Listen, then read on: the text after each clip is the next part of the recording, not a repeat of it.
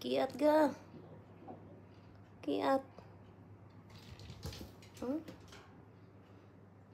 Kalat na yung pagkain niya. Love palaban si Kuyet sa mama. Love talaga ni Mama Isla si Kuyet. Na? Mama Isla na?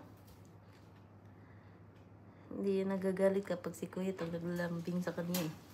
Pero kapag yung iba, nagagalit yan siya. Naaway niya. Pero pag si Kuyet, love niya yan.